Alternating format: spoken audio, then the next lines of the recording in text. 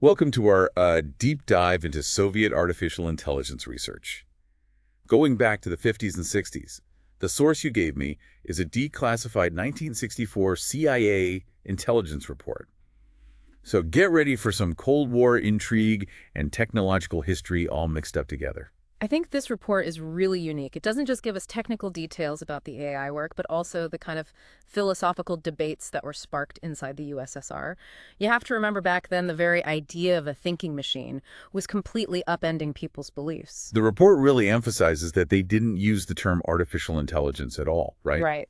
Instead, they talked about cybernetics. What does that even mean? Well, the way the Soviets saw it, cybernetics was a much broader concept than AI is today. It included things like communication and control systems. Basically, any system where you had information processing and these feedback loops. They considered AI research to be like a specific part of cybernetics, focused on building machines that could make decisions. And the Soviets weren't just playing around with this. They were really putting a lot of resources into it. Yeah, the report really highlights the heavy backing that cybernetics got from the Soviet government and the Communist Party. They saw it as essential for controlling their economy and all their complex social systems.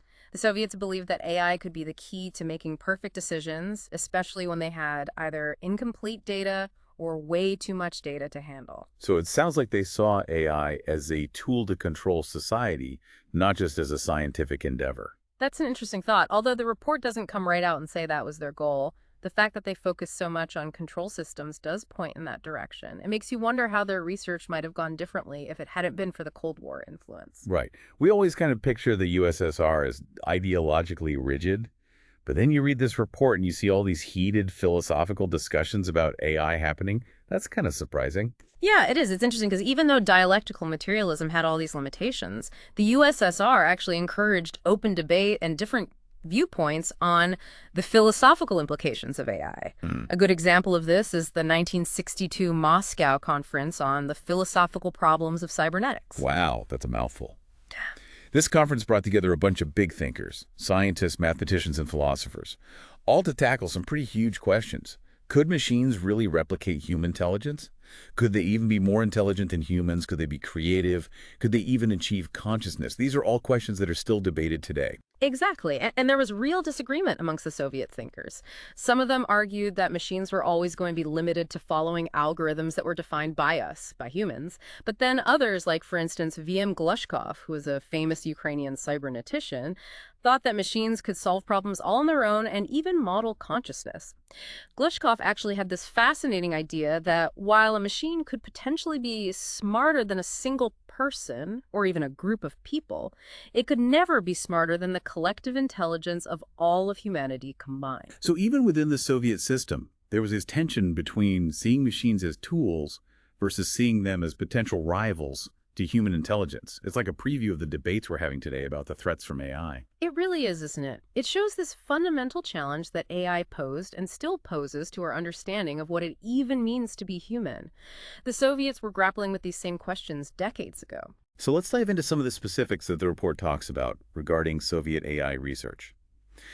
Starting with search and pattern recognition, were these the building blocks of their early work? In the early days, a lot of Soviet AI research focused on search algorithms as a way to solve problems.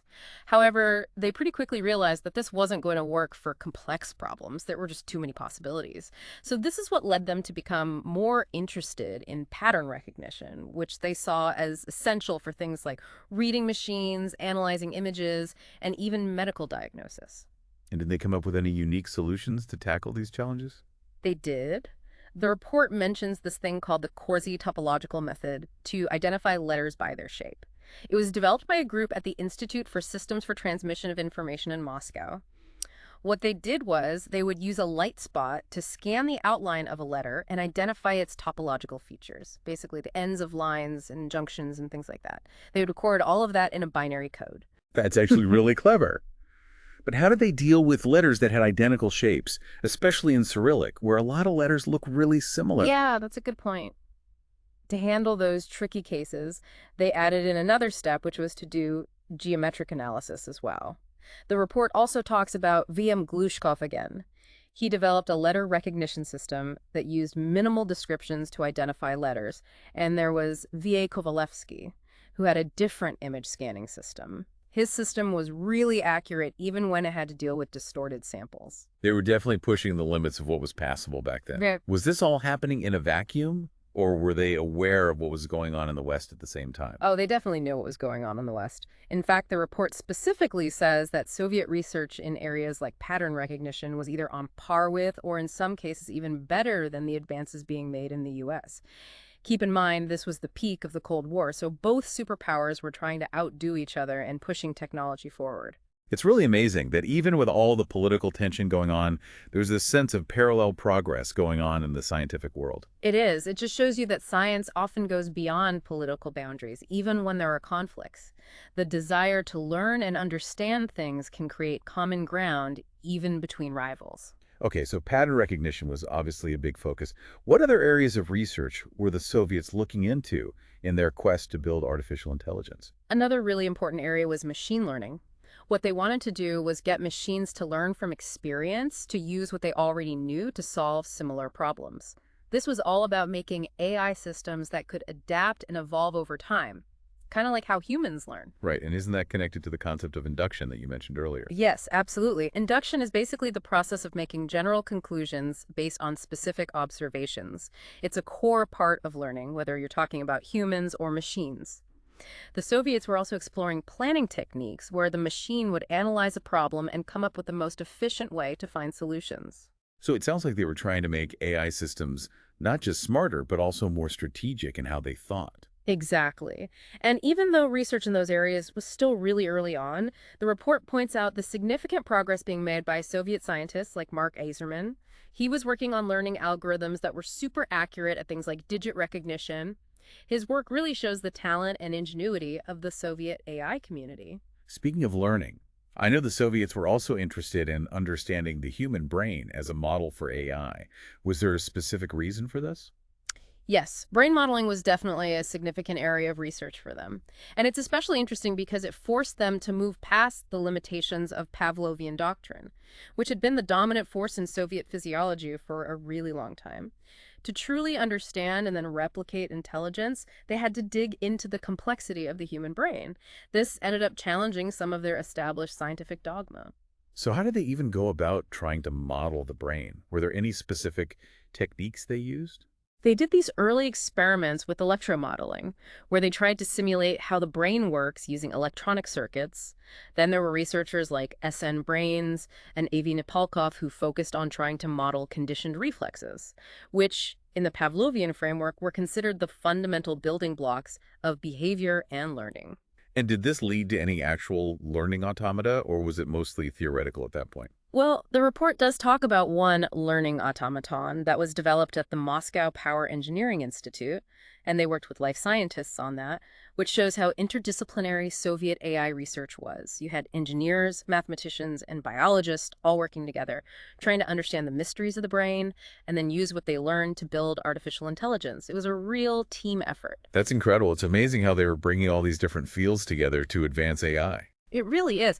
And what's even more interesting is that a lot of the Soviet research on brain modeling and these self-organizing systems was probably classified, so the report might only be giving us a tiny glimpse of what they were really capable of. It leaves us with a lot of unanswered questions about how much progress they actually made and what kind of breakthroughs they might have achieved. It's like a whole hidden chapter in the history of AI that's been hidden away by the secrecy of the Cold War. Exactly. Makes you wonder how much further they could have gone if their research hadn't been kept so secret and driven by the pressure of the Cold War. Maybe their approach, with its emphasis on cybernetics and blending different scientific disciplines, could have led to completely different paths of AI development that we haven't even thought of. This has been a really eye-opening deep dive, shining a light on this often overlooked part of AI history. We've learned that the Soviet Union was deeply invested in AI research, not just for the technology, but also for the philosophical implications. But what does all of this really mean? Where does all of this knowledge lead us? That's the perfect question to lead us into the next part of our deep dive. We're going to explore the implications of Soviet AI research, what shaped its path, and what it might tell us about the future of AI itself. Stick around.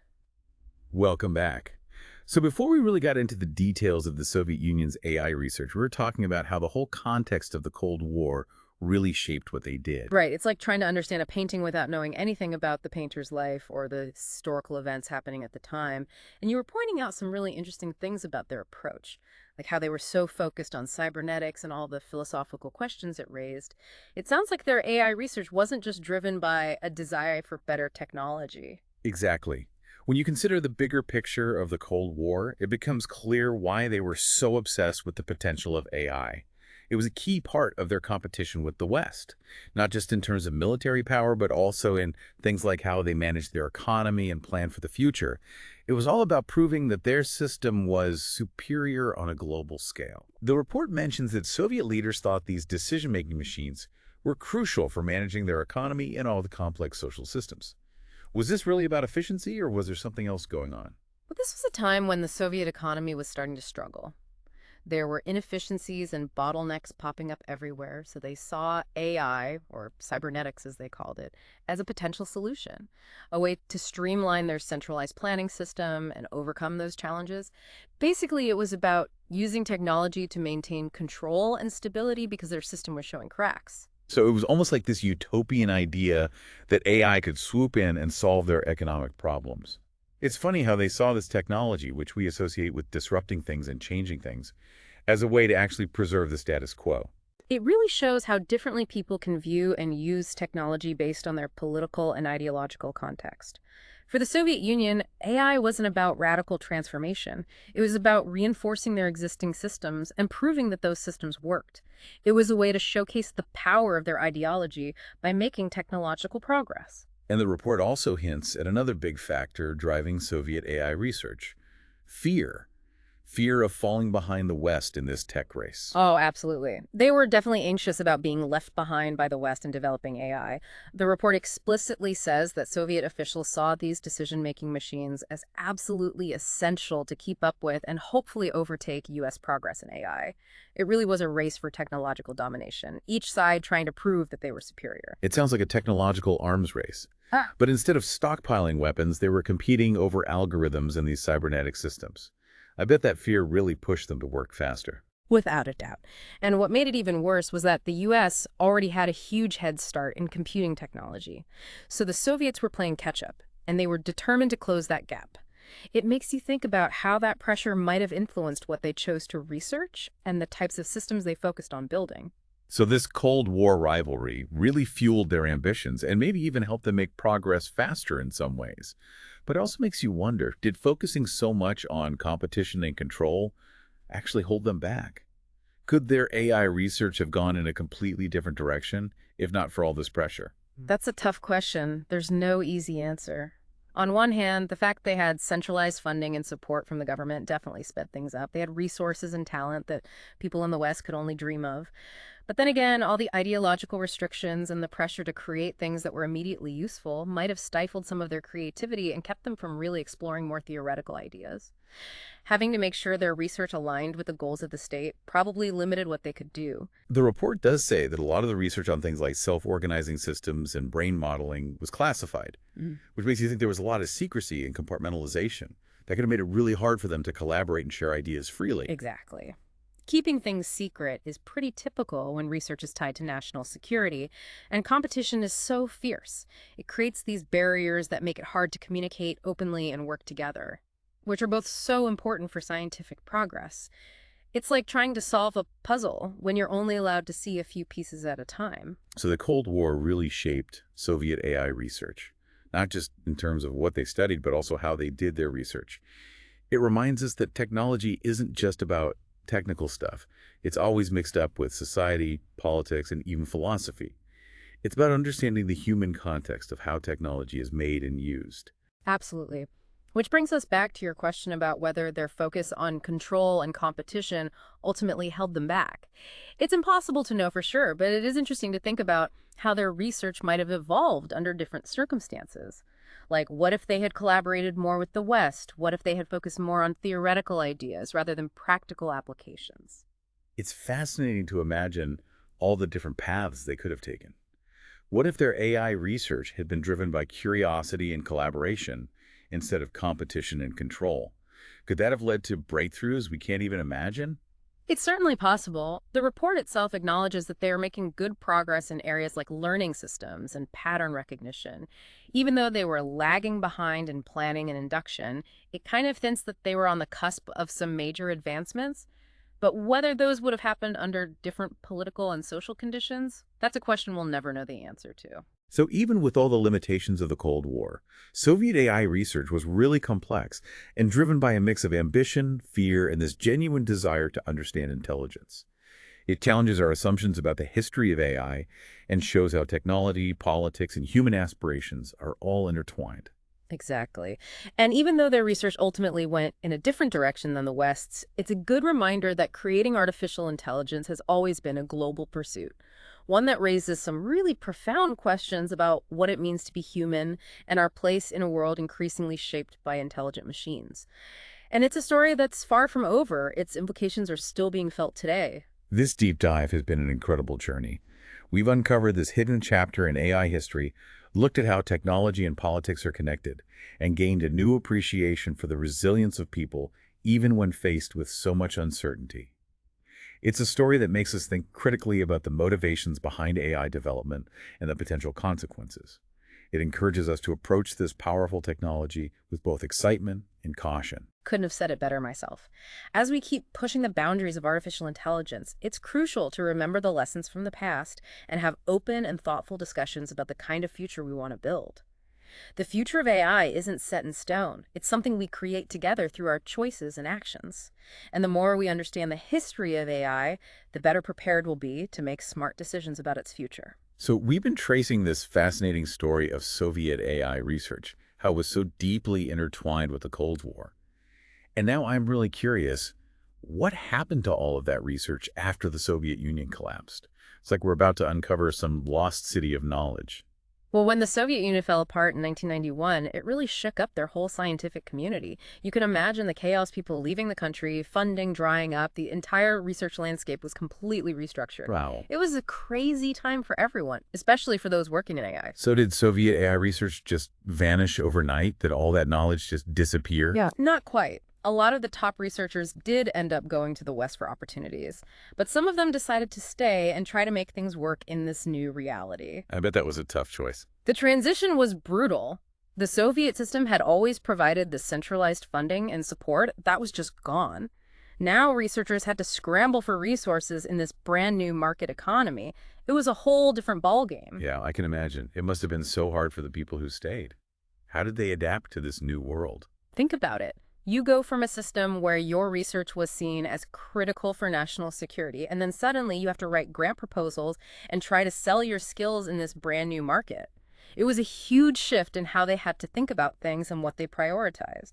Some researchers were able to apply their knowledge in different fields, things like optimization, control theory, and even machine learning, which was starting to take off in the West. So even though the Soviet Union itself was gone, their ideas and the work they didn't just fade away. It still had an impact, even if it took a different form. Absolutely. You could say that their research kind of found new life in the West, helping to shape the development of AI as we know it today. It shows that scientific knowledge is valuable no matter what. It can cross political and geographical borders. That's kind of hopeful. But what about those big ambitions they had, like building thinking machines and modeling the human brain? Did any of that work continue after the collapse? It's really hard to say for sure. Most of that research was probably kept very secret, even during the Soviet times, so it's tough to track where it went after the collapse. But we do know that some of those researchers who moved to the West kept working on those same big ideas. They brought with them the unique perspectives they developed in the Soviet system. It's possible that their work ended up contributing to the advancements we're seeing now in areas like deep learning and artificial neural networks. So the story of Soviet AI research isn't just a historical footnote. It's actually part of the bigger story of modern AI, even if we don't always see it. It shows us that the pursuit of knowledge and innovation can take unexpected twists and turns, and that ideas can have a lasting impact even when things change dramatically. Exactly. And that leads to some interesting questions. What can we learn from what the Soviets went through? Are there dangers in focusing too much on competition and control when we develop AI? How can we build a system that encourages both good science and ethical considerations as we explore this new territory? The history of Soviet AI research can teach us some valuable lessons as we face the challenges of AI in the 21st century. This deep dive has been a real adventure. We uncovered this hidden part of AI history, explored how technology and politics are connected, and learned about how resilient and adaptable people can be in the face of uncertainty. It's a story that makes us think about the motivations and the potential consequences of AI development, and to approach this powerful technology with both excitement and a bit of caution. Well said. As we keep exploring the frontiers of artificial intelligence, we need to remember the lessons of the past. We need to have open and honest conversations about the future we want. The future of AI is not set. It's something we create together through our choices and actions. The more we know about the history of AI, the better equipped we'll be to make informed decisions about its future.